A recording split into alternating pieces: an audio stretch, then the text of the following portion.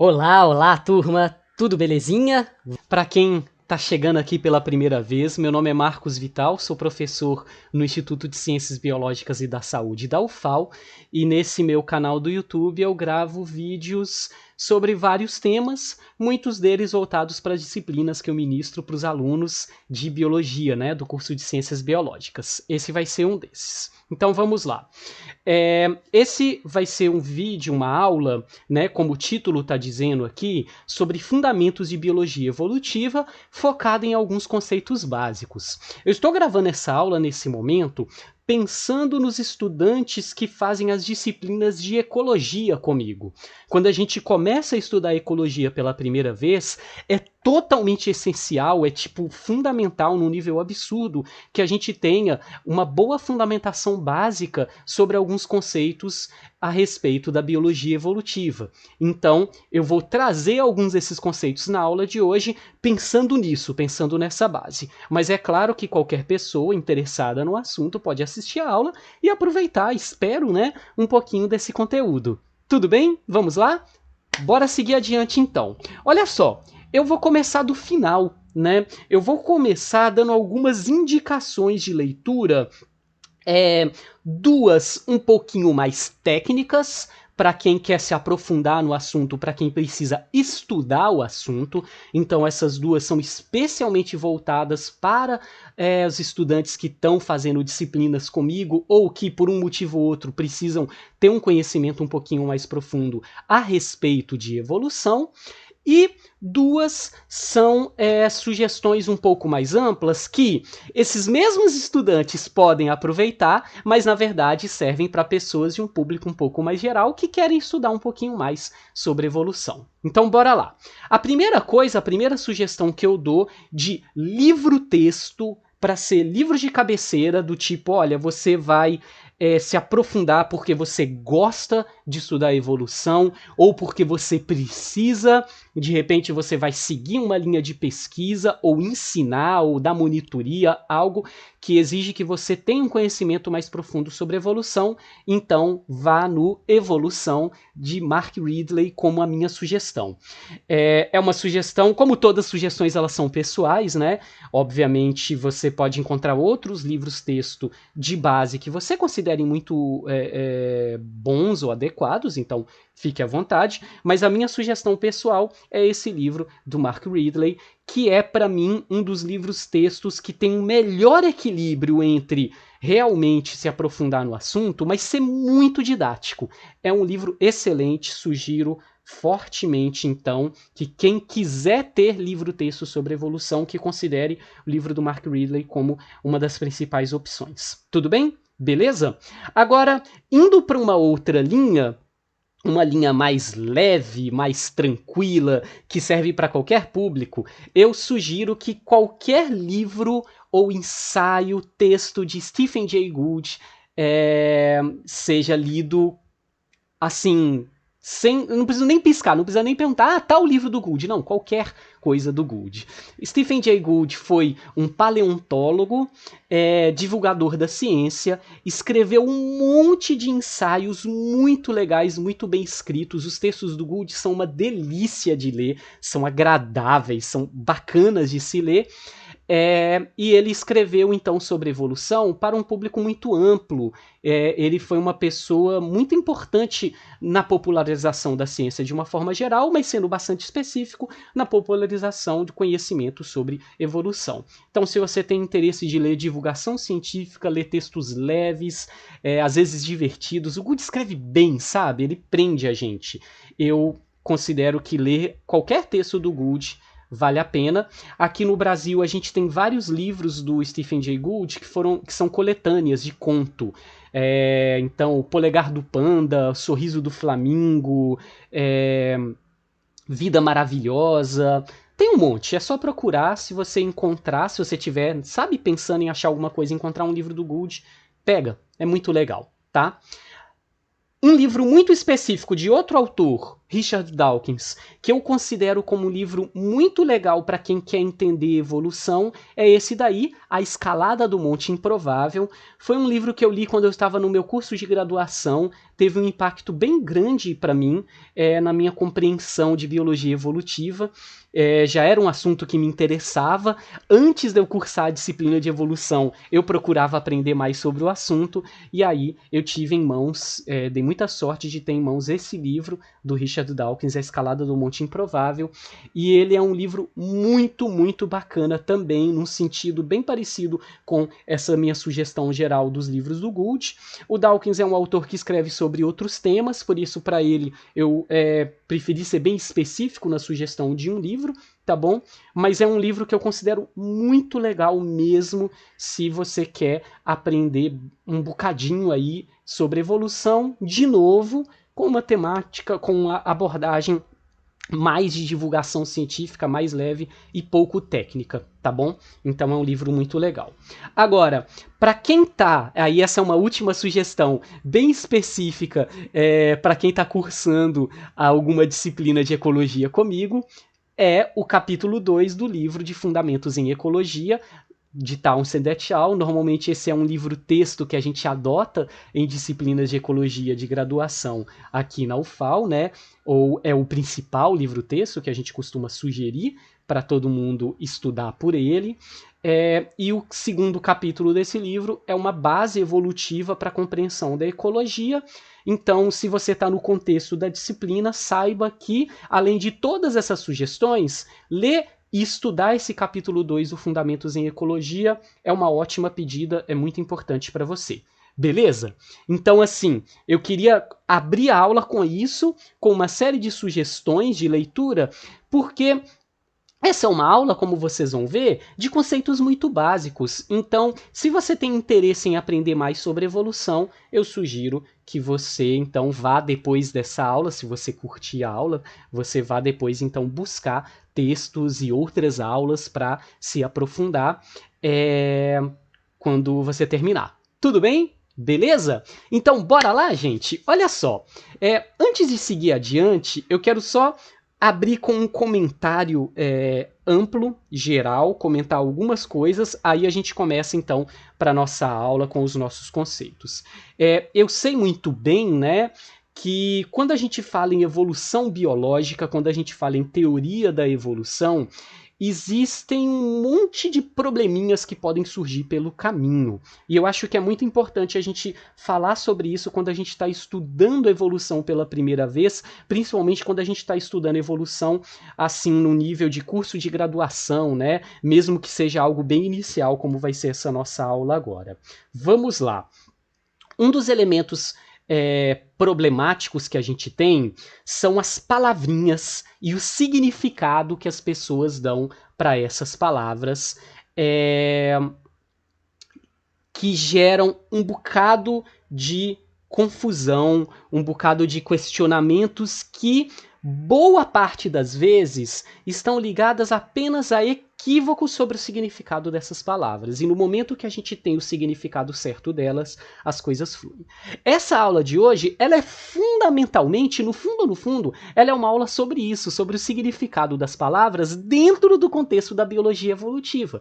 Porque a própria palavra evolução, ela é usada num contexto amplo. Eu não uso a palavra evolução apenas na biologia. Eu posso usar a palavra evolução em um monte de contextos. A palavra teoria, ela também é usada em um monte de contextos. A palavra adaptação é usada em um monte de contextos. Então, o que a gente vai tentar fazer ao longo dessa aula de hoje é justamente trabalhar com essas palavras e trazer os conceitos corretos para elas. Tudo bem? Então era isso que eu queria começar a falar. Se você está assistindo essa aula e você já tem o pé atrás e pensa, não, mas espera aí, teoria da evolução, e você acha que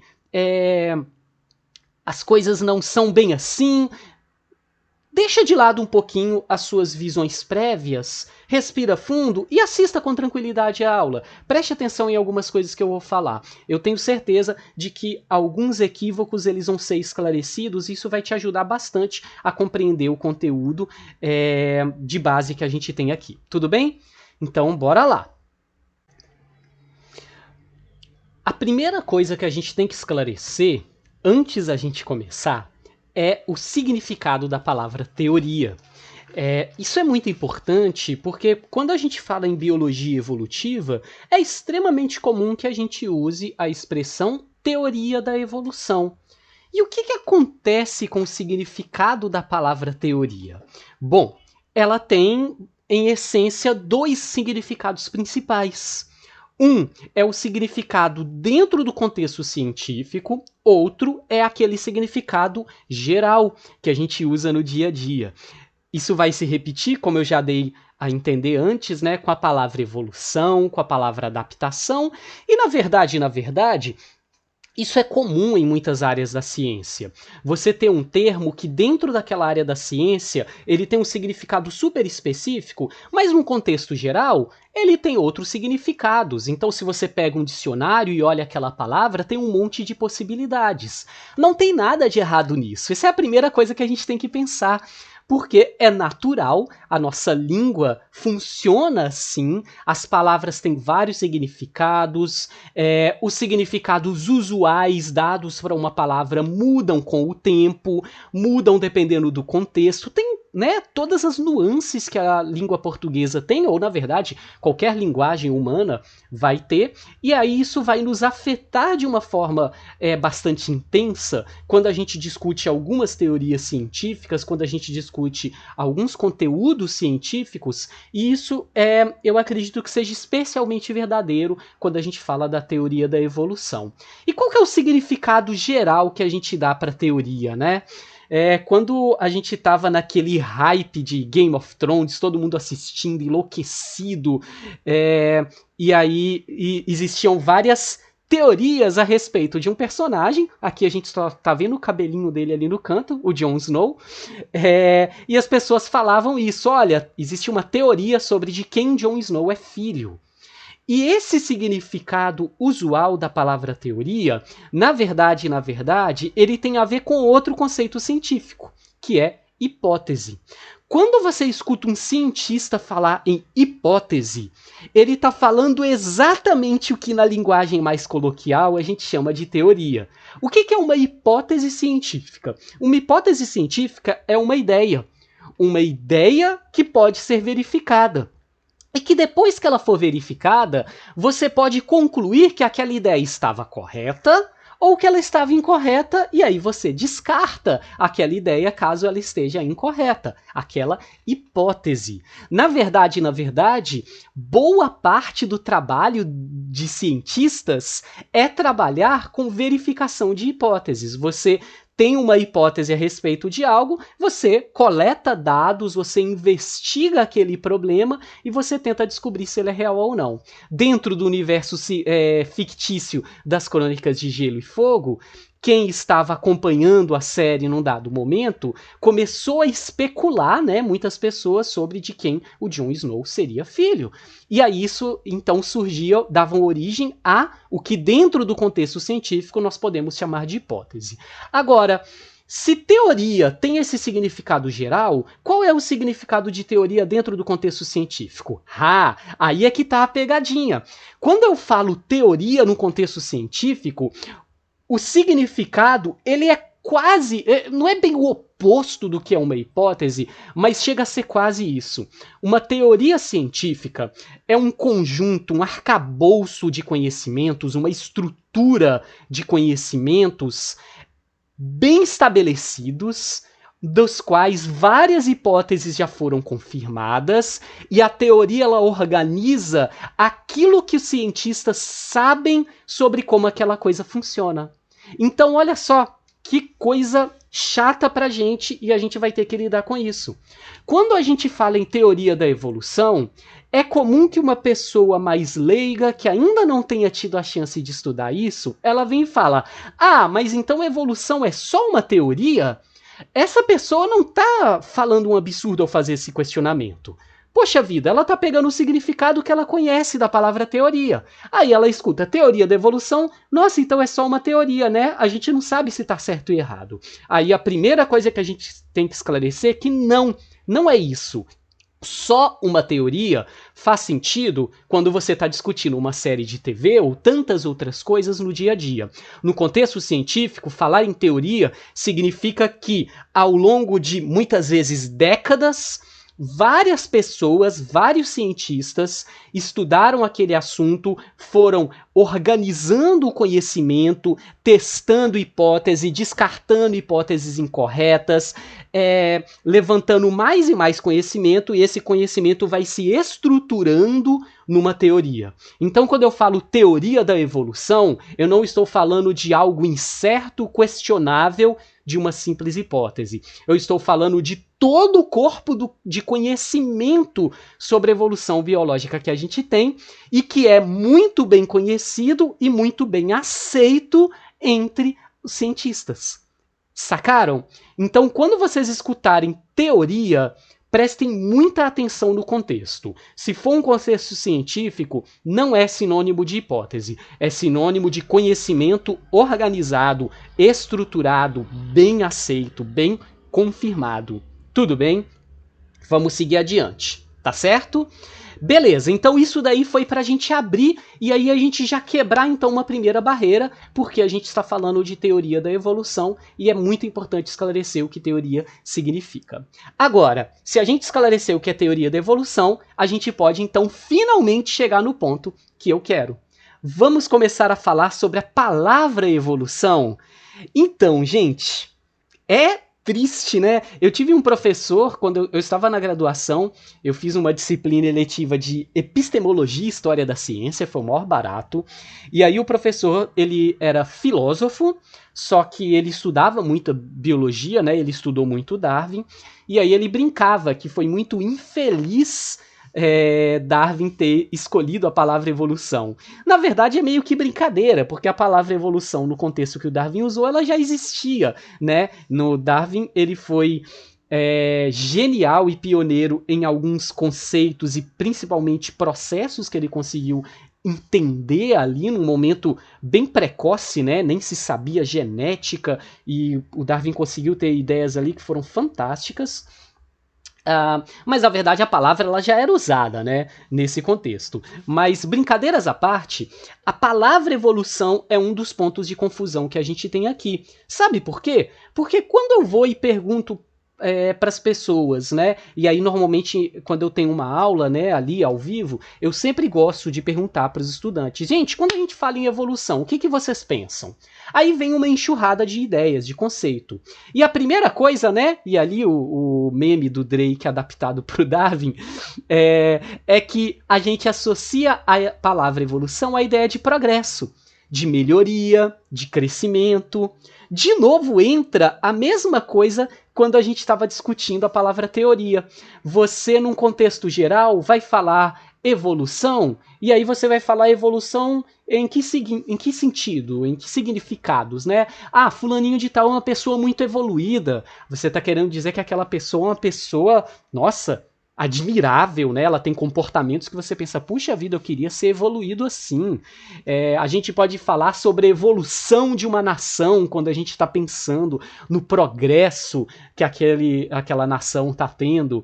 A gente pode falar de evolução assistindo Pokémon, e aí quando um Pokémon evolui para outra forma, a gente está falando de uma forma que tem mais coisas, tem mais movimentos, é mais forte, mais resistente, de uma forma geral. Então, evolução, a palavra evolução, se eu pegar no dicionário, ela vai estar muito associada a progresso, a melhoria, a mudança. Para nossa tristeza, a palavra evolução no contexto biológico não quer dizer nada disso. Evolução no contexto biológico é sinônimo de mudança. Então essa é a primeira coisa que a gente tem que pensar. Esse professor que eu tive de epistemologia, ele falava que uma das maneiras bem legais que a gente teria de desfazer a confusão, né, se fosse possível, claro que é impossível nesse momento, né, já não tem jeito de alterar o nome assim das coisas, mas se no lugar de falar de teoria da evolução das espécies, se a gente falasse de teoria da transformação das espécies, as pessoas talvez não tivessem tantos equívocos. Transformação é o que acontece, mudança, modificação. É para melhor? É para mais complexo, para mais forte ou algo assim? Não, é mudança, é só isso. Então a primeira coisa que vocês vão ter que deixar de lado para entender teoria da evolução é entender que o processo que a gente chama de evolução biológica, ele é um processo que tem como sinônimo, se você for dar um sinônimo, uma única palavra nuclear para carregar o significado, é sinônimo de mudança. Não é, repito, sinônimo de melhoria, de aumento, de progresso. É mudança, tá? Mas como assim? Seja mais claro, Marcos, por favor. Bora, vamos ser mais claros. Olha só, se a gente quer dar uma definição, agora vamos com definição formal de evolução biológica, é isso, é essa frase. Mudanças nas frequências alélicas de uma população em um período maior que uma geração. Acabou.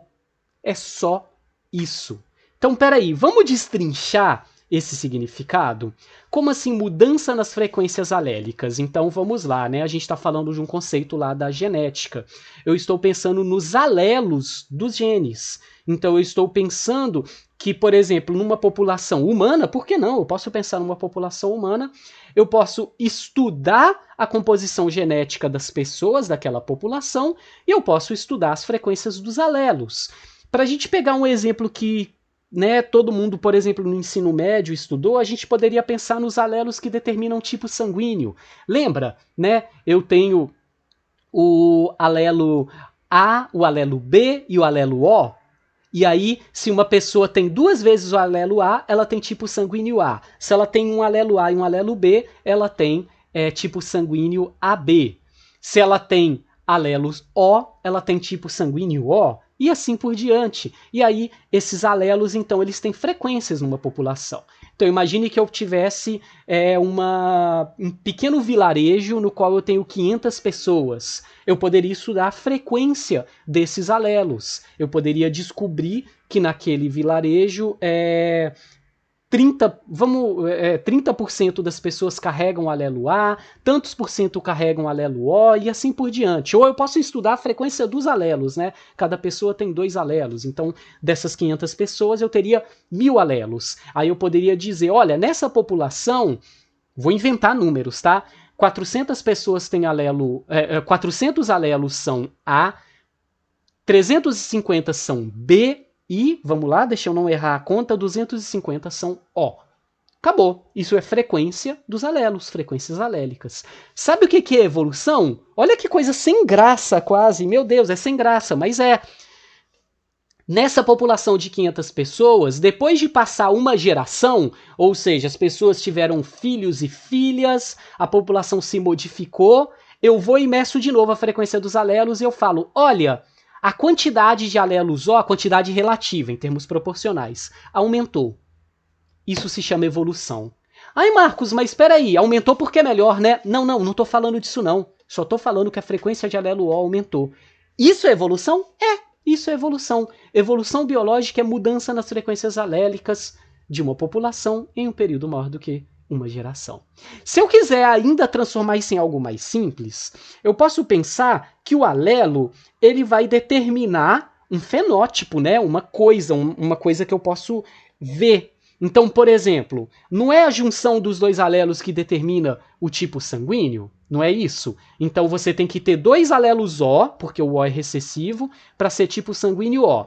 Se você tem AO, você é tipo A. Se você tem BO, você é tipo B, desculpa.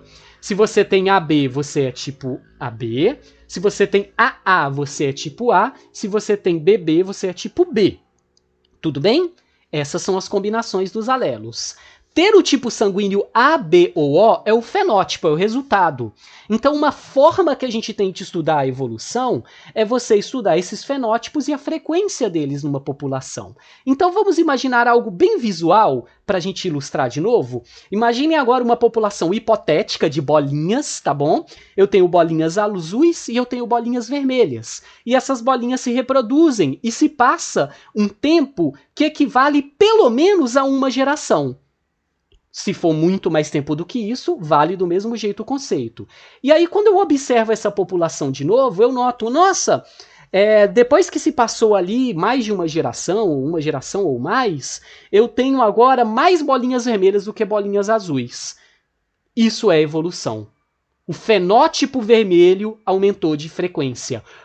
Se esse fenótipo ele é determinado por um conjunto de alelos, então, por definição, para eu ter mais bolinhas vermelhas do que azuis, significa que eu tenho evolução acontecendo ali. E é só isso.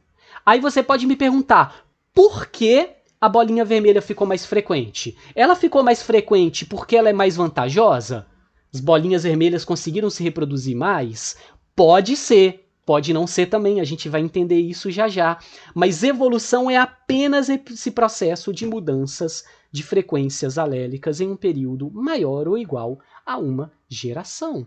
E é só isso. Então, evolução é melhoria? É progresso? É aumento de complexidade? Não, evolução é mudança. Essa mudança, ela pode ser interpretada como progresso? Depende. Depende do contexto.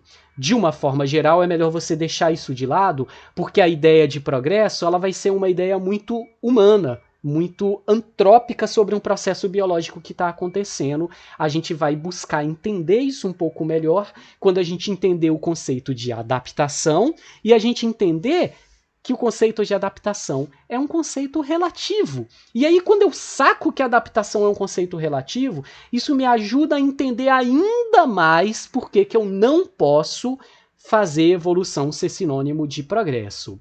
E quando eu entendo que o mecanismo da mudança evolutiva pode ou não ser um mecanismo que nós chamamos de seleção natural, eu também reforço essa compreensão de que evolução não é sinônimo de progresso. Então, todas as vezes que vocês ouvirem, no contexto da biologia, falar sobre evolução, mudança evolutiva, processo evolutivo, saibam que isso significa, então, algo bastante simples e bastante direto, só voltando aqui, que é mudança nas frequências alélicas de uma população em um período, eu coloquei maior que uma geração, né? A gente poderia pensar em maior ou igual a uma geração, tá certo? Se eu tenho, então, mudança nas frequências das características que essas populações possuem, isso se chama evolução. Então, voltando ali no meu esquema, no meu exemplozinho hipotético da minha população de um vilarejo, se naquele vilarejo de uma geração para outra aumentou a frequência de pessoas com tipo sanguíneo O, mesmo que eu não entenda ainda por que essa mudança ocorreu e qual a consequência dela, por definição, essa mudança é chamada de evolução. Beleza? Joia? Então, gente, metade dos nossos problemas estão resolvidos. Se você entende que evolução é mudança e especificamente falando, né, evolução é sinônimo de mudança, e especificamente falando, evolução é mudança nas frequências alélicas em um período maior ou igual a uma geração, você já se resolveu em um monte de coisas, você sabe que não pode trazer então evolução como sinônimo de progresso ou melhoria ou aumento. Tá? E se você já entendeu que quando a gente fala em teoria da evolução, a gente não está falando sobre uma hipótese, e sim sobre todo o conjunto de conhecimento que explica a vida na Terra como a gente a conhece, aí você também vai ter um monte de problemas resolvidos. Depois disso, a gente tem alguns conceitozinhos. Opa, peraí, não, deixa eu não dar spoiler ainda não. A gente vai ter alguns pequenos conceitos que a gente precisa compreender para a gente entender, então, os processos de mudança evolutiva que nós podemos estudar na natureza, beleza? Ufa, então vamos lá. Certo. A gente vai agora fazer mais ou menos a seguinte pergunta. Quando a evolução acontece? Como assim, Marcos, quando a evolução acontece? Eu quero dizer o seguinte, em que contexto na natureza ocorrem as mudanças evolutivas? E eu já vou dar uma espécie de spoiler, que é praticamente o tempo todo. Mudanças evolutivas, elas são uma consequência de como os seres vivos que existem na Terra funcionam. Olha que doideira. Isso quer dizer que o tempo inteiro, na medida que gerações de organismos passam, evolução vai acontecer praticamente sempre. Por quê? Vamos lá.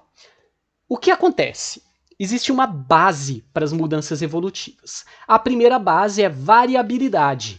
Seres vivos não são iguais. Seres vivos têm variações.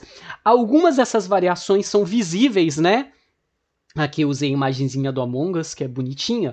Algumas das variações são visíveis. Se a gente, de novo, pensar em seres humanos, basta a gente olhar para as outras pessoas. Nós temos diferenças em cor dos olhos, diferenças em cor da pele, diferenças na tipo de cabelo, cor, textura, um monte de coisas. A gente vai ter diferenças entre nós, e na verdade não vale apenas para os seres humanos, mas para os seres vivos também.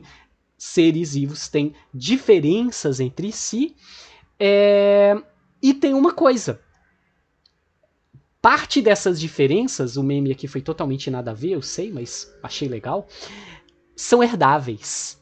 Então, quando eu falei das diferenças que as pessoas têm entre elas, nós sabemos que uma parte dessas diferenças são variações normais que podem ocorrer ao longo da nossa vida, né? Variações fenotípicas que não têm a ver com a nossa base genética. Então, por exemplo, se uma pessoa decide ir para a academia, se exercitar muito, ela pode perder peso, ela pode ganhar massa muscular, mas isso não afeta, por exemplo, o filho ou filha que essa pessoa possa ter. Tá bom? Só que parte das diferenças que as pessoas e que os seres vivos têm entre eles são diferenças herdáveis. Então a gente tem a herança. Isso significa então que uma parte dessa variabilidade é variabilidade herdável. Então vamos lá. Seres vivos são diferentes entre eles. Uma parte dessas diferenças que os seres vivos têm, que os indivíduos têm entre eles, é herdável. Essa combinação ela é fundamental para eu entender que evolução acontece. Mas vamos lá, é um raciocínio sendo construído. A outra coisa que acontece é o impulso básico que os seres vivos têm, que não é sobrevivência. Gente, o impulso mais básico dos seres vivos é a reprodução. Se você pegar qualquer ser vivo, uma bactéria, um conjunto de gatinhos, uma população de uma ave ameaçada de extinção, um conjunto de pessoas, qualquer coisa, e eu colocar esses seres vivos, essa população, percebam, né, que eu estou usando população o tempo inteiro, porque se evolução é mudança nas frequências alélicas em uma população em um período maior do que uma geração, significa que evolução é um processo populacional, né? População é um conceito que vem da ecologia, né? Ecologia e evolução são assim, ó, amarradas. É impossível entender ecologia sem entender evolução, e impossível entender evolução sem entender ecologia. Mas bora. Seres vivos se reproduzem. Se eu pego qualquer população de um ser vivo e coloco em um ambiente adequado, com boas condições para sua sobrevivência, essa população vai crescer. Então, se eu pego uma placa de Petri com um meio de cultura, inoculo um pouquinho de bactéria, o que vai acontecer? Quando tem um meio de cultura, quer dizer que tem recurso para ela, tem espaço, aí eu coloco isso num ambiente de laboratório com temperatura e umidade ótimas para aquela bactéria, blum, em pouco tempo a minha placa de Petri está coberta de bactérias. Elas vão se reproduzir. Se eu pego, vou morar numa fazenda, levo um casal de gatinhos não castrados, tenho ração, tenho água, tenho um ambiente ótimo para eles, o que vai acontecer? Esses gatinhos vão ter filhotes, os filhotes deles vão ter filhotes. Cuidado com a endogamia aí, mas aí vão chegar gatinhos da vizinhança e de repente eu vou ter uma explosão de população de gatinhos. Enfim, isso, gente, vai acontecer em qualquer população de seres vivos. Seres vivos se reproduzem. Só que agora vem o grande ponto central que vai nos levar a entender que na medida que gerações passam, evolução acontece. Veja, de novo, né? Eu gosto. Vamos lá. A descendência é heterogênea. Essa talvez seja uma expressão que... Talvez não. Certamente é uma expressão que eu preciso explicar um pouco mais. O que eu quero dizer com a descendência heterogênea? A descendência ela é variável. A quantidade, na verdade, a forma mais Opa, tem spoiler ali, hein? Cuidado se você ainda não leu ou assistiu. A quantidade de descendentes que ancestrais podem ter. Pensa então em um casal ancestral, tá bom? Então, duas pessoas que vão dar origem a uma série de descendentes, tá bom? A quantidade de descendentes que um casal ancestral tem varia de casal para casal. Sacaram onde eu quis chegar? Eu coloquei aqui nessa comparaçãozinha só porque você vê ali que os Stark parece que estão tendo mais filhos do que os Targaryen. E é isso. Então, se eu tenho uma população, nessa população, indivíduos estão se reproduzindo. O que eu quero dizer com essa descendência heterogênea é que eu quero dizer que é o seguinte: esses indivíduos que estão se reproduzindo não vão ter, cada um deles, a mesma quantidade de descendentes. E eu não falo apenas da descendência imediata, mas eu falo dos filhos e dos filhos dos filhos e dos filhos dos filhos dos filhos. A quantidade de descendentes que um casal original deixa para as próximas gerações não é igual à quantidade de descendentes que outros casais deixam para as próximas gerações. Eu estou falando em casal quando eu penso em organismos de reprodução sexuada, mas isso também vale para organismos de reprodução assexuada. O que eu quero dizer aqui é que o resultado reprodutivo de um indivíduo não é igual a todos os indivíduos na mesma população. E é isso. E olha só que coisa então. Sabe o que acontece no final, gente? É uma combinação. Veja só. Existe variabilidade. Nem todos os indivíduos são iguais.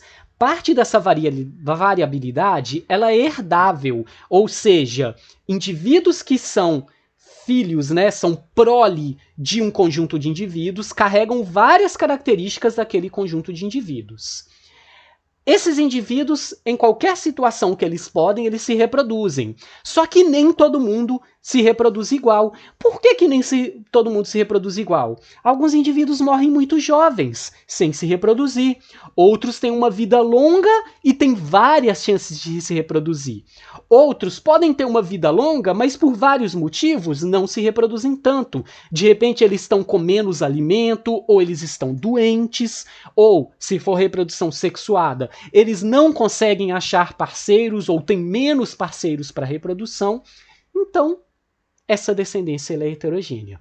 De novo, a gente pode usar, nós podemos nos usar seres humanos como exemplo. Então, se a gente pensa em seres humanos organizados por casais, e vamos pensar numa situação meio idealizada, né? Casais que se formam e ficam juntos para a vida toda, o que vai acontecer? Basta você olhar para os seus vizinhos, para as pessoas que você conhece. Vão ter casais que vão ter um filho e acabou. Vão ter casais que vão ter 2, que vão ter 3, que vão ter 4. Se a gente pensar nas gerações anteriores, isso variava ainda mais. Às vezes tinham casais que tinham aí 10 filhos mais, né? Hoje isso não é tão comum, mas ainda assim, os casais podem ter quantidades de filhos diferentes. Gente, evolução é só uma consequência desse conjunto de coisas. Existe variabilidade. Parte da variabilidade é herdável, os organismos se reproduzem, mas nem todo mundo se reproduz igual. A consequência disso é evolução.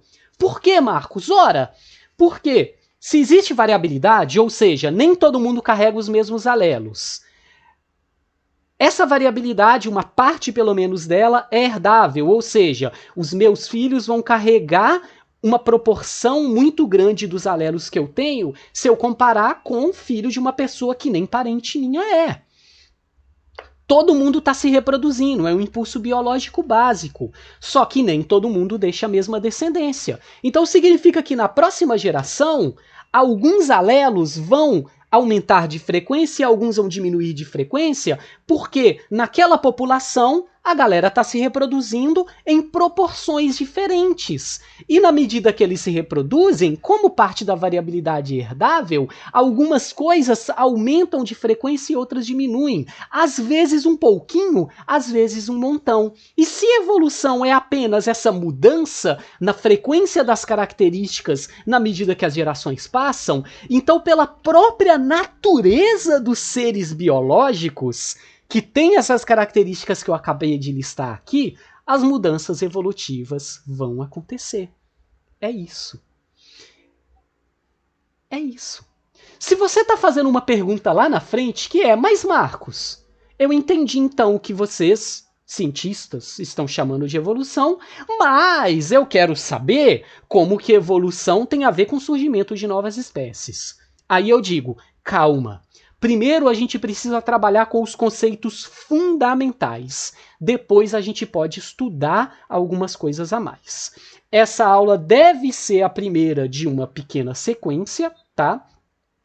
Em uma sequência dessas aulas eu tento expandir. Agora, o meu objetivo não é aqui dar o conteúdo de uma disciplina de evolução biológica de nível de graduação. É uma prévia para quem está estudando ecologia. Ainda assim eu vou tentar esclarecer algumas coisas. Ainda não nessa aula. Nessa aula é o conceito. A gente tem que sair dessa aula afiado aqui com os nossos conceitos. Nós temos que sair dessa aula entendendo, então, o que é evolução e alguns conceitos a mais por trás. Então, se vocês conseguiram entender o que eu trouxe até agora, o nosso próximo passo vai ser o seguinte. Pensar... Tá, não, peraí, calma. É que eu ia falar de uma coisa, mas na verdade é outra. A gente precisa primeiro pensar sobre essa variabilidade, porque olha só, voltando atrás, eu tenho variabilidade e parte dessa variabilidade é herdável. Se as mudanças das características dos organismos é o que eu chamo de evolução, né? Em uma população, em um período maior do que uma geração, será que não pode acontecer de, num dado momento, algumas características elas se estabelecerem, outras sumirem, e de repente eu começo a ter cada vez menos mudança e todo mundo começa a ficar muito igual, e aí a variabilidade desaparece? Isso não acontece. Por que isso não acontece? Porque existem mecanismos que mantêm a variabilidade. Primeiro, tem um conjuntinho de mecanismos que são mais... Não é que eles necessariamente são simples, né? Mas a maioria das pessoas, quando aprende esses conceitos, não tem muita dificuldade com eles. Primeiro, existe recombinação para os organismos de reprodução sexuada. Então, quando um ser humano se reproduz com outro ser humano, o que a gente tem é metade dos genes de uma pessoa com metade dos genes da outra pessoa se combinando, formando uma nova pessoa. Então existe recombinação quando a gente tem reprodução sexuada. Isso significa que a variabilidade ela pode então aumentar e ela pode ser mantida porque tem um monte de remix acontecendo ali na medida que seres se reproduzem sexuadamente com outros seres. Mesmo quando existe reprodução apenas assexuada, se eu penso numa bactéria, existe um mecanismo, e aí quem for estudar genética vai aprender sobre isso, que nós chamamos de transferência horizontal. É uma coisa que muitas pessoas que não estudaram genética mais a fundo não sabem, mas existem sim trocas de pedaços de DNA entre organismos, inclusive entre organismos que fazem reprodução assexuada. Então, isso também é algo bem parecido com o processo de recombinação, né? E também ajuda a manter a variabilidade em uma população. A outra coisa que acontece, e ela é uma combinação com essas duas anteriores, é que organismos se deslocam, mudam de lugar, então processos de migração também mantêm a variabilidade. Só que se só existissem esses mecanismos, a variabilidade ela poderia não ser mantida para sempre. Eu poderia acabar tendo uma situação hipotética, como eu sugeri anteriormente, que é, de repente, em uma população, algumas características vão desaparecendo, outras vão desaparecendo, até que a população começa a ficar super homogênea, aquela minha variabilidade começa a desaparecer e fica todo mundo muito igual. Só que isso nunca vai acontecer, porque existe um mecanismo chamado de mutação. Mutação, com acento... com exclamação, né? Por que eu coloquei mutação assim, com algum drama? Porque mutação é mais um desses mecanismos que a gente às vezes não entende direito e acaba fazendo confusão porque a gente não entende direito. O que você pensa quando você escuta falar sobre mutação? Será que você pensa em algo assim, né? Os mutantes do universo X-Men da Marvel? A gente associa a palavra mutação muitas vezes com um grande mecanismo de mudança que faz uma coisa como o surgimento de superpoderes, e mutação no sentido biológico da palavra não é bem por aí. Isso é ficção.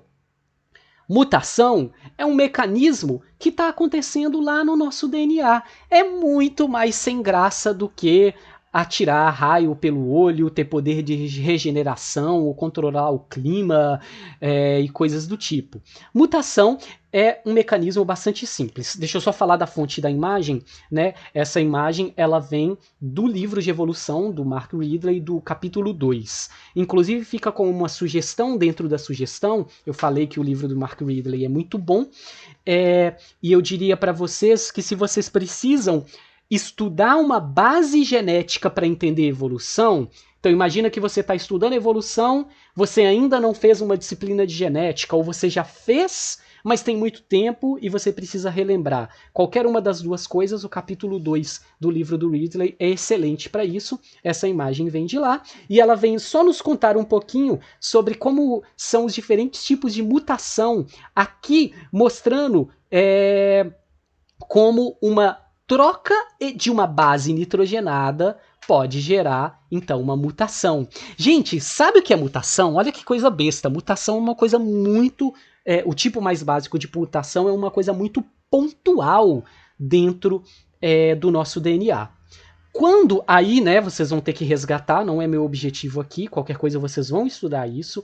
Quando o DNA está se reproduzindo, você tem então aquela dupla fita, ela se separa, cada uma dá origem a uma nova fita de DNA e forma duas novas duplas fitas de DNA.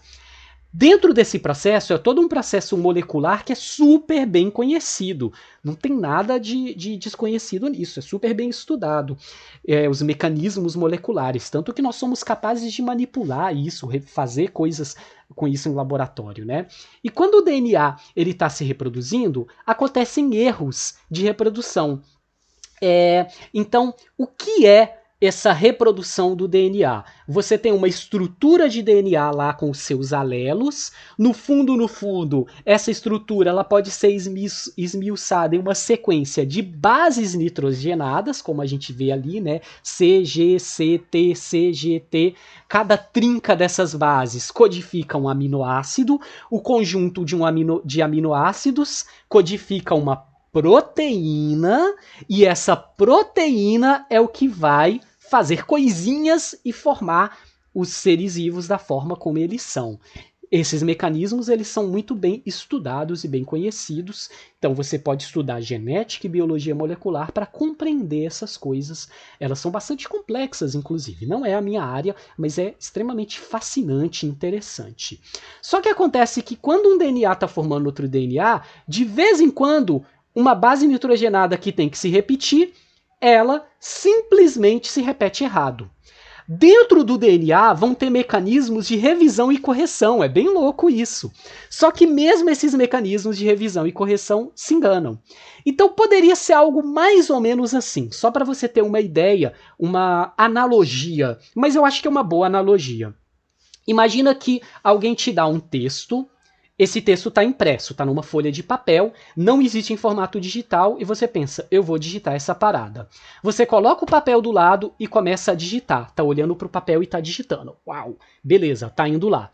De vez em quando, você vai errar uma coisinha, não é verdade? Você pode errar um errinho de digitação. Pode ser que o seu processador de texto grife aquela palavra e você consegue corrigir. Pode ser que ele não grife, às vezes um erro de digitação pode gerar uma palavra que existe. Eu poderia estar digitando mala e escrevo sala, aí o Word ou qualquer coisa que eu esteja usando não vai me indicar que eu errei. Ou pode ser que ele indique um erro, mas eu não note, tá? E aí no final eu tenho uma cópia daquele texto, e essa cópia podem ter pequenos erros. Sabe o que acontece quando o DNA se reproduz? Pequenos erros acontecem. Sabe quando? Sempre. Daqui a pouco eu falo disso. E aí existem diferentes tipos. Na verdade, eu não quero ficar explicando aqui, né? No livro lá do Ridley, ele explica, né? As mutações, às vezes, são mutações sinônimas, trocam uma base por outra, mas codificam o mesmo aminoácido, então não muda nada. Às vezes vão ter trocas de aminoácido ou outros mecanismos, e isso altera o quê? Olha só, a sacada. O DNA a cópia dele gera uma cópia com pequeninas diferenças. Essas pequeninas diferenças codificam para proteínas levemente diferentes e isso gera uma diferença no organismo. A maioria das mutações, elas podem simplesmente não afetar em nada os organismos. Gente, só um instante, viu? Odeio ter que fazer isso ao vivo entre aspas, eu tô gravando, mas eu acho que eu tenho que colocar o meu computador na tomada, porque eu acho que eu vi a tela ficar levemente escura, então eu estou aqui, finjam que nada tá acontecendo, pronto, coloquei ele na tomada, era isso mesmo. Já pensou? A gravação da aula ser interrompido porque acabou a bateria? Meu Deus do céu, eu ia ter muita raiva, gente. Vamos lá. Não vou editar isso não, fica assim mesmo. Pra vocês saberem como é a dinâmica de gravar uma aula. Mas bora. Às vezes a mutação, ela vai quebrar, num sentido amplo, o que vai acontecer. Ou seja, ela altera a forma da proteína, a proteína se torna inútil, aquilo afeta a formação do organismo e o organismo não funciona mais. Então, muitas mutações, elas vão simplesmente gerar organismos que não vão se formar. Várias outras mutações podem não alterar nada a vida do organismo. Faz uma alteração mínima ali que não afeta em nada como o organismo funciona. Mas elas podem se acumular com o tempo. Elas estão ali, elas estão acontecendo. Pode ser que essa primeira mutação não afete em nada o funcionamento da proteína, mas quando ela se juntar com uma outra mutação que em outra geração vai acontecer, isso afete. E algumas das mutações podem gerar modificações do fenótipo dos organismos, e essas modificações elas podem ou não ter um efeito na vida do organismo. Aí a gente discute isso já já. Mas em essência a mutação é só isso. Só que agora vem a pegadinha. Eu falei, quando ocorre mutação? O tempo todo. Isso é muito louco, gente. A gente estuda a taxa de mutação. De novo, fonte, capítulo 2, Mark Ridley, tá? Livro básico de evolução.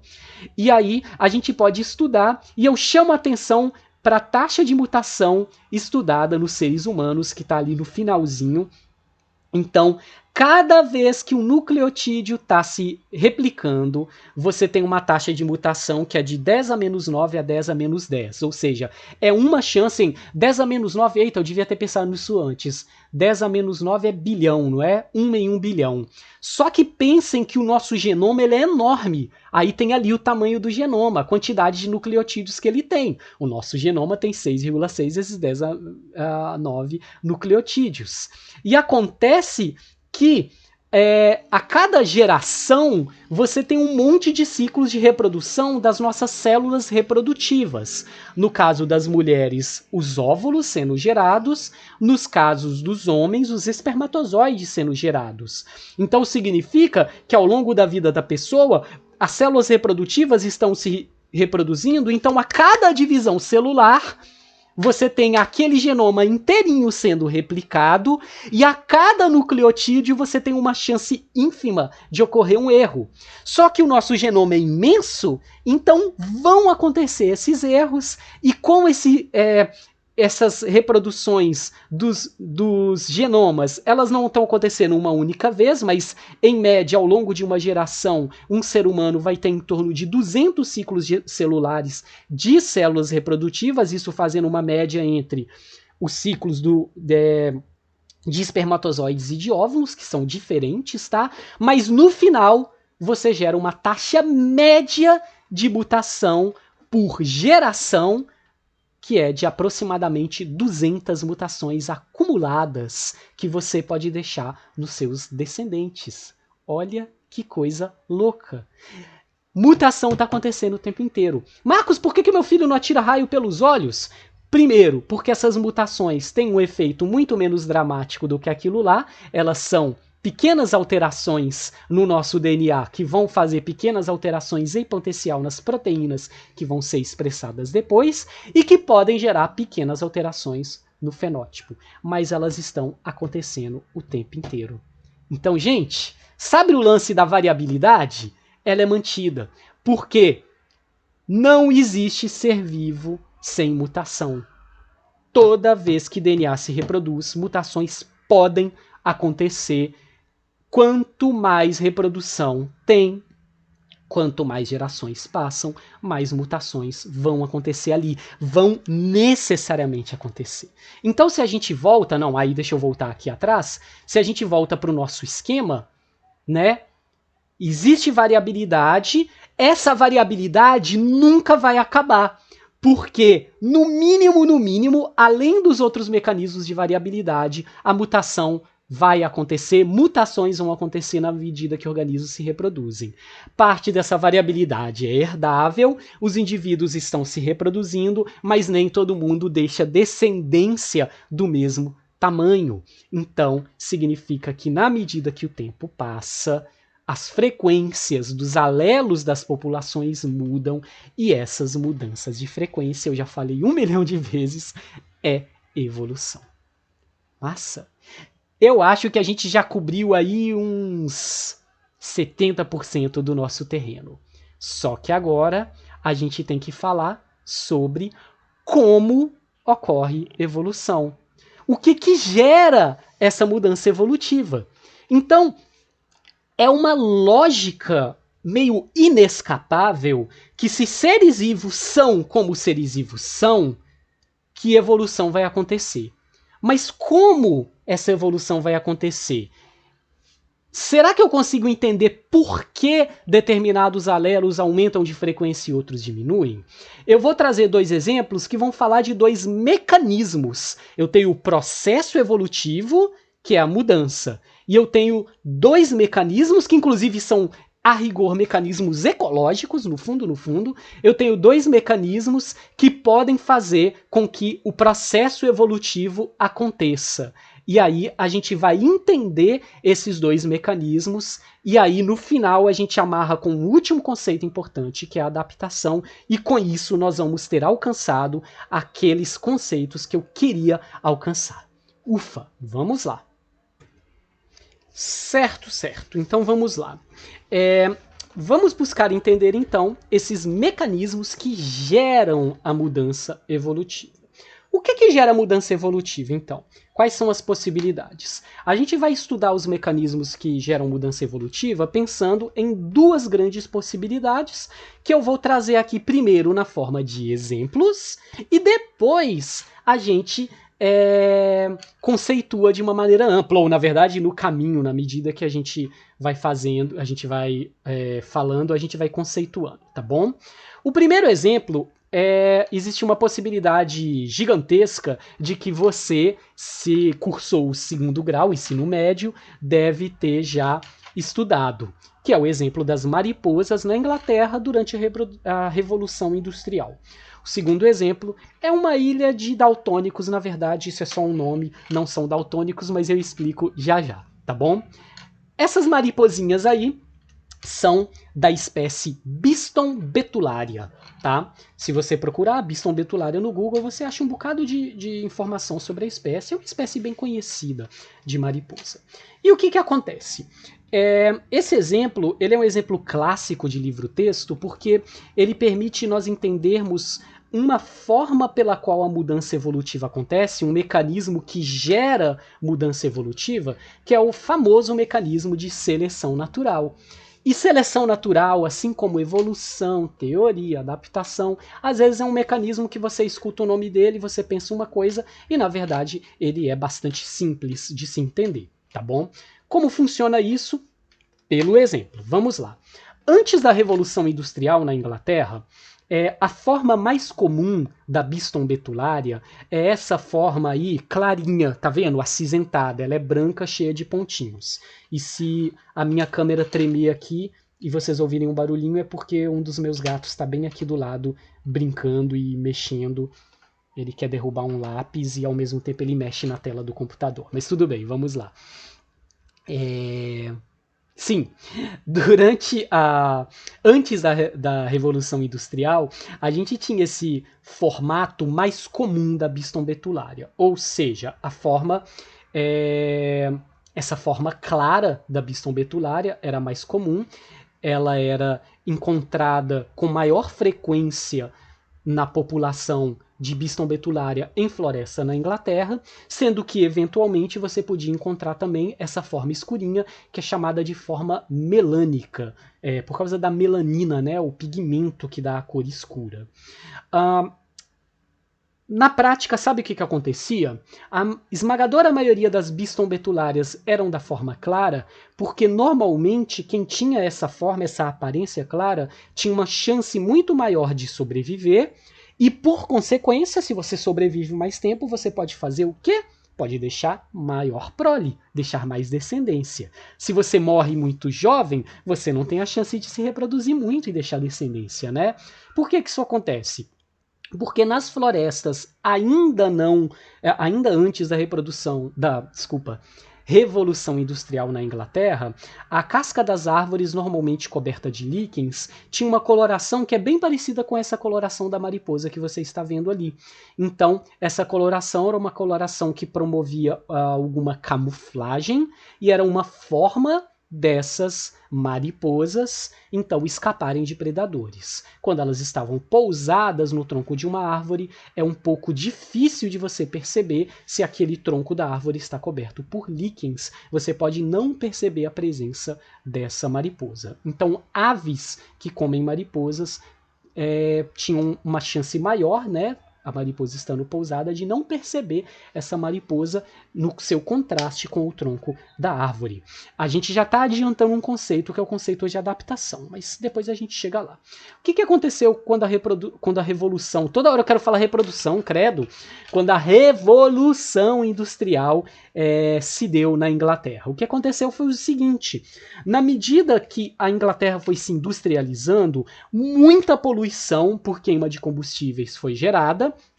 Na medida que essa poluição em grande escala gerada tomou conta dos ambientes, um monte de fuligem começou a se acumular no tronco das árvores nas florestas. Então aquele líquen que cobria o tronco das árvores começou a desaparecer.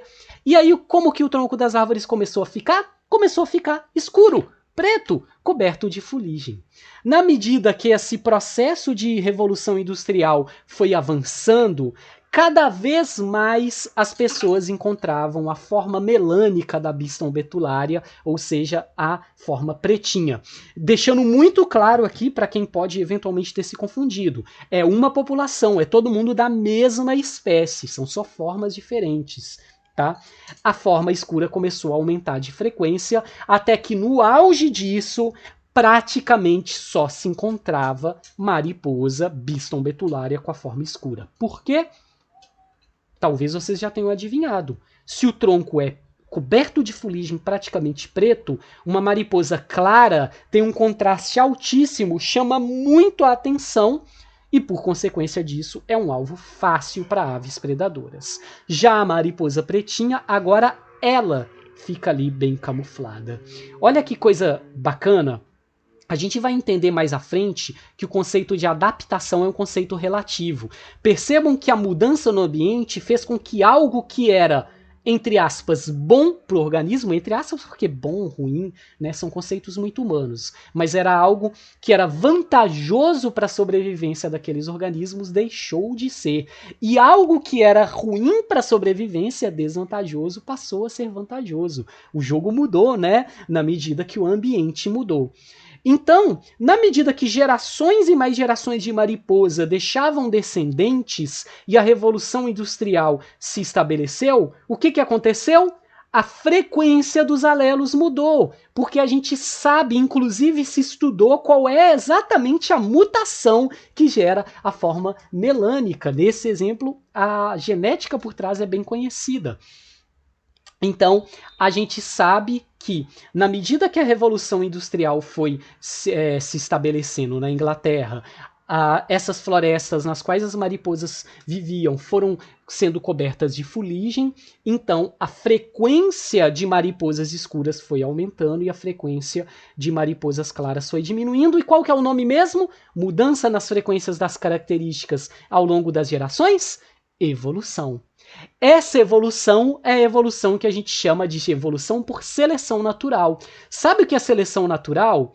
é o fato de uma característica fazer com que um indivíduo tenha uma maior probabilidade de deixar mais descendentes para a próxima geração.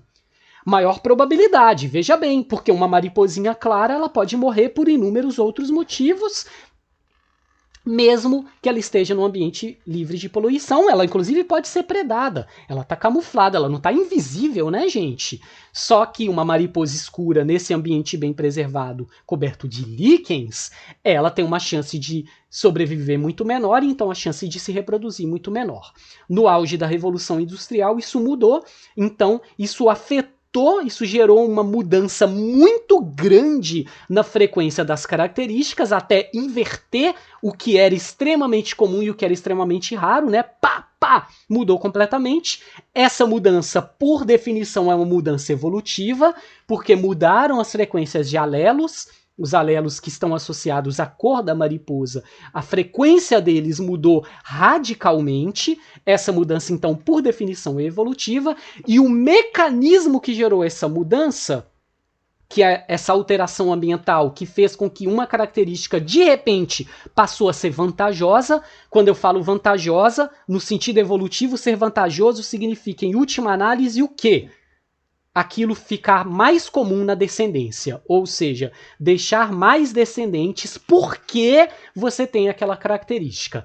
Esse mecanismo é chamado de seleção natural. É isso. Percebam que esse mecanismo, em um certo sentido, ele é cego. No que eu quero dizer com isso? Eu quero dizer que a seleção natural ela atuou sobre a variabilidade que existiu. As mariposas não tiveram vontade de mudar. Elas não tinham uma obrigação de mudar. A mutação que gera a forma melânica não surgiu para salvar a espécie. Ela já existia e ela ocorria. De vez em quando, mariposas melânicas surgiam naturalmente. Naquele momento, aquela mutação se tornou vantajosa. Ela não surgiu porque ela tinha que surgir, nem nada disso. A mudança, agora veja bem, a mudança ambiental gerou um mecanismo de seleção natural. A mudança ambiental não afetou a mutação, não afetou a variabilidade que existia antes. Entendam que seleção natural não é um mecanismo que tem um objetivo final. Vamos selecionar esses organismos para no final obter isso. Não é assim. Só funciona assim quando a gente tem o que nós seres humanos podemos fazer, que é seleção artificial. Ah, então eu tenho essa raça de cachorro que tem o focinho curtinho. Eu vou reproduzir e ter filhotes, machos e fêmeas que têm focinhos mais curtinhos ainda. Eu não quero focinhos grandes. Aí eu vou alterando essas frequências, as características, de uma forma que a gente chama de seleção artificial, que tem sim um objetivo. Eu quero gerar um organismo com aquela característica. A seleção natural, ela não tem objetivo, ela está acontecendo. Ela é uma consequência natural de todo aquele pano de fundo das mudanças evolutivas e do fato de que os ambientes nos quais os organismos vivem são heterogêneos, os ambientes não são todos iguais e eles mudam com o tempo. Sempre. Ao longo de um dia o ambiente muda, fica mais quente, chove, não chove. Ao longo da semana o ambiente muda, o clima muda, vem uma frente fria ou não. Ao longo do ano, o ciclo que eu tenho de estações significa que o ambiente muda. Ao longo de décadas o ambiente muda, porque o clima tem ciclos que são em grande escala, como fenômenos como El Niño, Laninha. Ao longo de séculos, milênios, milhões de anos, tudo muda. Ambientes não são estáticos. Então, o tempo inteiro, os organismos estão passando por essas mudanças. Por isso, seleção natural é um mecanismo importante. Se o ambiente não mudasse, eu poderia ter no final, mesmo as mutações ocorrendo, algo extremamente homogêneo nos organismos. Por quê? Se o ambiente nunca mudasse, eventualmente, formas de se viver, características que fossem mais vantajosas, iam se estabelecer de uma maneira ampla nas populações. Como o ambiente não muda, significa que o que é vantajoso num momento deixa de ser vantajoso no outro, nas mais variadas escalas de tempo e de espaço, tá bom? Então significa que evolução vai continuar acontecendo o tempo inteiro, porque o nosso planeta não é estático. Tem várias mudanças, inclusive como essa do exemplo, que são consequências de ações humanas, e elas afetam os processos evolutivos dos organismos, como esse exemplo. Final da história é que, na medida que determinados processos industriais foram mudando, determinadas, inclusive, preocupações ambientais surgiram, a poluição diminuiu e houve, de novo, isso está registrado, né, tem dados sobre isso, houve de novo uma diminuição na frequência da forma melânica e aumento da frequência da forma típica, né, que era a forma, vamos dizer, original ali dessas mariposas, porque a fuligem começou a desaparecer, o ambiente começou a ficar mais parecido com o que ele era antes. Então percebam aí como o processo de seleção natural, ele não tem objetivo, né? É um processo que está acontecendo porque o ambiente muda, tá bom? Belezinha? Joia? Agora vamos para um exemplo radicalmente oposto.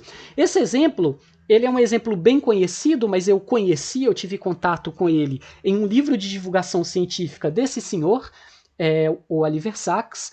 Oliver Sacks, ele inclusive foi amigo do Stephen Jay Gould, os dois infelizmente, né, já estão falecidos, foram dois autores incríveis, e o Oliver Sacks, ele era médico, neurologista, e escreveu um monte de livros maravilhosos de divulgação científica, tanto da área dele, que é a neurologia, recomendo demais. Tem um livro fantástico dele que se chama O Homem que Confundiu a Sua Mulher com um Chapéu, e o título relata um caso clínico literal, mas eu vou só deixar a deixa.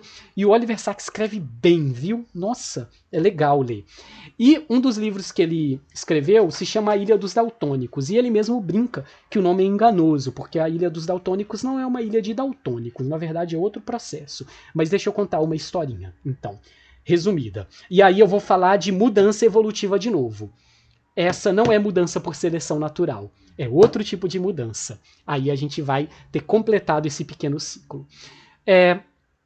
Existe uma ilha na Micronésia chamada Guam, G-U-A-M. Depois vocês podem procurar, a Ilha de Guam, tá bom?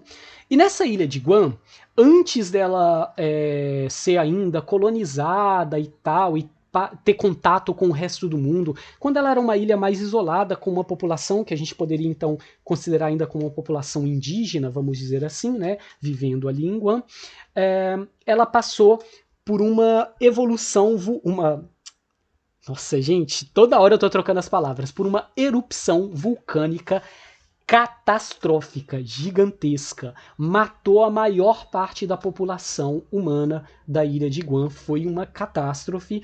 Imagine uma ilha pequena, as pessoas vivendo naquela ilha,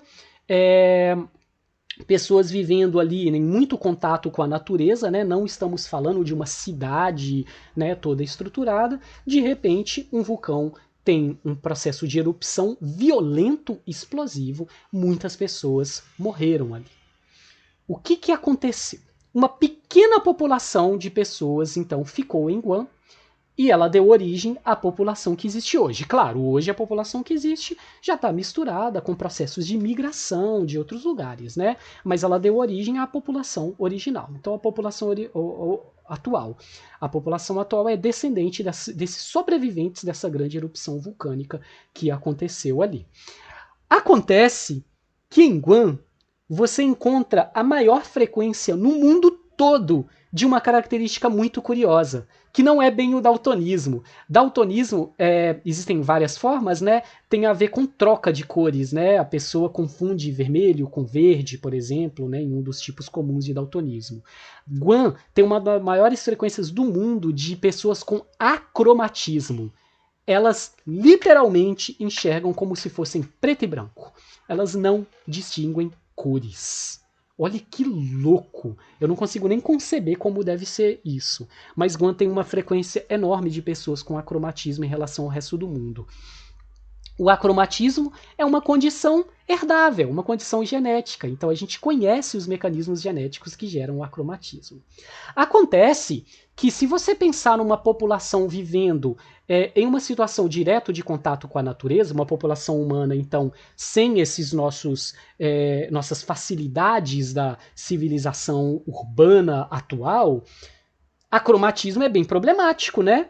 Se você não enxerga cores e você é uma pessoa que tem que caçar, tem que coletar alimento, como que você vai distinguir, às vezes, o que pode ser uma coisa perigosa de outra não? Existem vezes que você vai distinguir ali um fruto que está adequado ou não para comer, você vai distinguir um cogumelo que é a versão venenosa ou que não é venenoso, você pode distinguir um animal que é peçonhento do não peçonhento pelas cores. Então não é uma condição muito boa. Mas existe uma mutação que faz com que hoje, qualquer momento no mundo, possa nascer um bebê com acromatismo. Acontece que naquela população que sobreviveu à erupção vulcânica, bem pequenininha, tinha uma pessoa que era uma pessoa das famílias que eram líderes daquela comunidade e que tinha acromatismo. A população bem pequena, logo se ligou naquela pessoa que era alguém socialmente importante. Essa pessoa acabou, então, deixando muitos descendentes, mais descendentes do que os outros sobreviventes deixaram em média. Como você tinha um mecanismo social ali de líderes hereditários, ou seja, os filhos e filhas daquela pessoa ocupavam posições sociais superiores naquela sociedade, acabavam tendo então uma vida mais fácil, deixando mais descendentes, né? Se você tem mais alimento, tem mais segurança e você está vivendo bem e uma vida mais longa, você pode deixar mais descendentes do que quem está passando aperto ali naquela situação, daquele tipo de sociedade. Ou seja, toda a descendência de Guan tem uma proporção muito alta de descendentes dessa única pessoa ali original que tinha acromatismo. Agora eu me pergunto, bom, vamos lá, isso é evolução? Sim, gente, vocês já devem saber que evolução não é melhoria, não é progresso, evolução é mudança.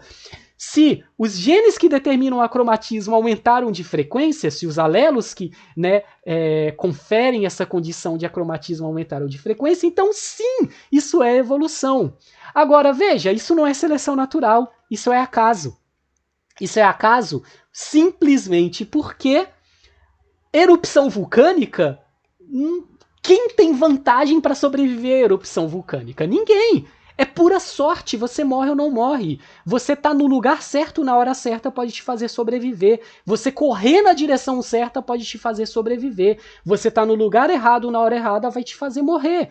Não tem nada a ver com a capacidade de sobrevivência. Sobreviveu quem teve pura sorte. E simplesmente por acaso, naquela população pequenininha que sobreviveu, você tinha uma pessoa com acromatismo que deixou muito mais descendentes. Ela deixou mais descendentes porque tinha acromatismo? Não. Então a evolução de aumento de frequência de acromatismo naquela população, simplesmente por acaso, nós chamamos de deriva genética. Deriva, ao acaso, tá? Um barco sem vela no meio das ondas do mar, ele está à deriva, ele toma direções ao acaso. Deriva genética são as mudanças evolutivas que não são geradas por seleção natural. E elas são importantes, porque elas acontecem também. O exemplo do acromatismo é um deles. Deixa eu só repescar uma coisa que eu devia ter falado antes, mas agora, paciência, falo agora. As pessoas associam muito a ideia de evolução ao acaso, e aí elas fazem aquele questionamento, né? Um questionamento que vem da falta de conhecimento, mas é natural que eles surjam, que é: não faz sentido. Como que um monte de coisa ao acaso gera um ser humano? Não, evolução não é um monte de coisa ao acaso. Seleção natural é o oposto de acaso, né? Agora, tem dois pedaços que estão dentro do arcabouço das mudanças evolutivas que são ao acaso. As mutações são ao acaso, então o ambiente não determina que tipo de mutação é gerado. Mutações geram mudanças. Que tipo de mudança? Mudanças. Elas são ao acaso. As que são obviamente desvantajosas, o próprio processo de seleção natural vai fazer com que elas tendam a desaparecer. As que em algum contexto conferem vantagens podem, pelo mecanismo de seleção natural, aumentar de frequência. Só que várias mutações também vão poder fazer com que alguns alelos aumentem ou diminuem de frequência simplesmente ao acaso. Por quê? Lembra que eu falei lá atrás? Algumas mutações, num primeiro momento, não geram mudança nenhuma, então elas vão flutuar ao acaso. Às vezes, uma mutação que gera uma característica que qualquer pessoa consideraria como desvantajosa, ela pode estar associada a uma característica que aumenta de frequência por acaso, como no caso da ilha de Guam, da ilha dos daltônicos, com aspas, que o Oliver Sacks relata muito bem nesse livro, que é um livro que eu deixo aí como sugestão de leitura, então. Então, no fim, nós temos dois mecanismos que geram mudança evolutiva. Seleção natural, que colocando em poucas palavras de uma maneira simples, é dizer que um determinado organismo deixa mais descendentes por causa das características que ele tem. Então, a Biston betulária pretinha, quando estava no auge da Revolução Industrial, deixava mais descendente do que a Biston betulária clarinha, no geral, por causa da sua característica. E aquela característica ela é herdável. Por outro lado, as mudanças evolutivas podem ocorrer por acaso, deixa mais descendentes por acaso, como no caso da ilha de Guam e de tantos outros. Esse caso específico de deriva genética, às vezes a gente chama de efeito fundador, né? Que é você ter uma população que foi fundada, toda a descendência dela vem de um grupo muito pequeno de seres, podendo ser seres humanos ou outros. E aí, então, a frequência das características que aqueles seres têm daquela população fundadora, ela fica muito comum na população final, mesmo que aquela população fundadora tenha vindo de uma população com uma variabilidade totalmente diferente. A variabilidade genética de Guam era uma, quando o vulcão teve erupção, virou outra, as frequências de alelos, não apenas do acromatismo, mas de todas as características típicas daquela população, mudou. Mudou simplesmente por acaso. Quando é acaso, a gente chama de deriva genética. Quando não é acaso, a gente chama de seleção natural. Beleza? Gente, nós estamos quase no fim, nós avançamos super bem, nós trabalhamos com as várias palavrinhas problemáticas e tem uma palavra importante, mas que vai ser bem fácil de entender a essa altura, que é adaptação. O que é adaptação? A adaptação é uma característica que é mantida pela seleção natural. Só isso. Então, vejam bem, Biston betulária em uma floresta poluída com cor preta está melhor adaptada do que Biston betulária em floresta poluída com cor branca. Por outro lado, então, quando a floresta está poluída, Biston betulária com cor escura está melhor adaptada. Cor escura de Biston betulária em floresta poluída é uma adaptação. Esse é o conceito de adaptação. Muito cuidado! A gente usa adaptação no dia a dia. Ah, eu sou mineiro e eu moro em Maceió e eu me adaptei muito bem em Maceió. Pô, Marcos, tá errado falar isso? Claro que não, tá certo. Eu não tô falando de biologia, não tô falando de evolução. Eu tô bem adaptado à vida aqui em Maceió.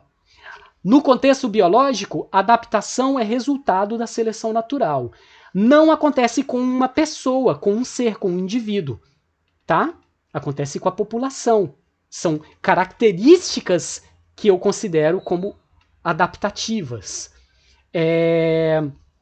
Eu não posso pensar, então, em um ser que chega num ambiente e ele consegue viver lá, então ele se adaptou. Não. Não no sentido evolutivo. No sentido genérico da palavra, sim.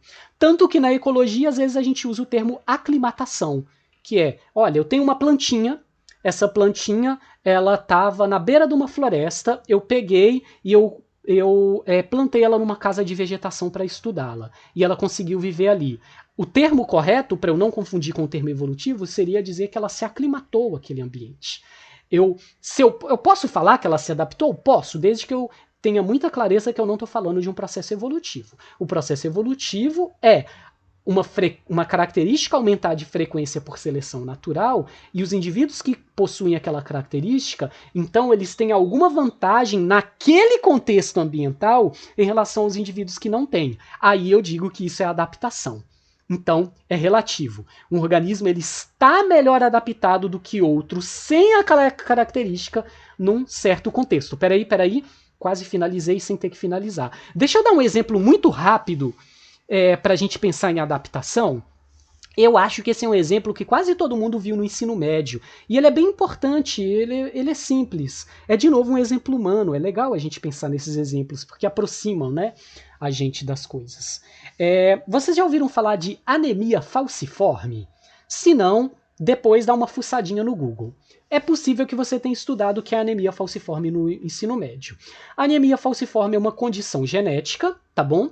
Herdável, que faz com que as suas hemácias tenham um formato diferente. E as primeiras pessoas que foram olhar essas hemácias no microscópio acharam que a hemácia ela ficava meio tortinha, assim, formava um formato de lua, sabe? De tipo meia lua.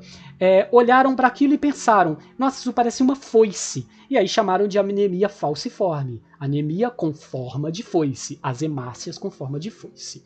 Por que é anemia?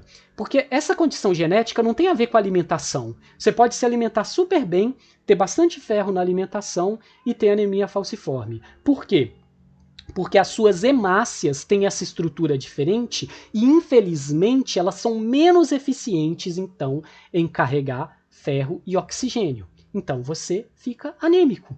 Você tem sintomas de anemia, mesmo que você se alimente bem. Isso se chama anemia falciforme, é uma condição herdável.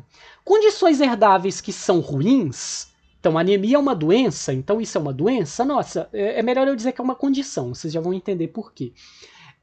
Mas condições herdáveis que são ruins, elas tendem a desaparecer pelo efeito da seleção natural, né?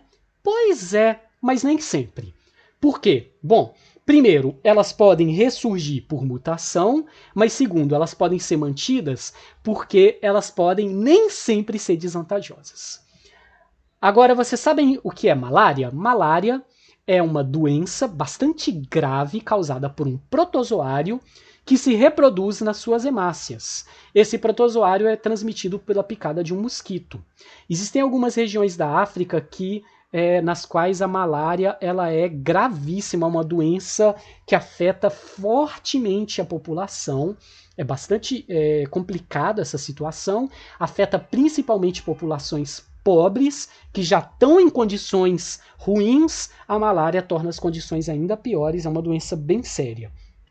Acontece que o protozoário, o Plasmodium, ele se reproduz nas hemácias, mas ele não consegue se reproduzir em hemácias falciformes. Isso gera a seguinte consequência. Se você estudar a frequência de anemia falciforme ao redor do mundo, vai ter uma coincidência que não é coincidência de frequências altas de anemias falciformes em populações humanas que vivem em regiões de alta incidência de malária.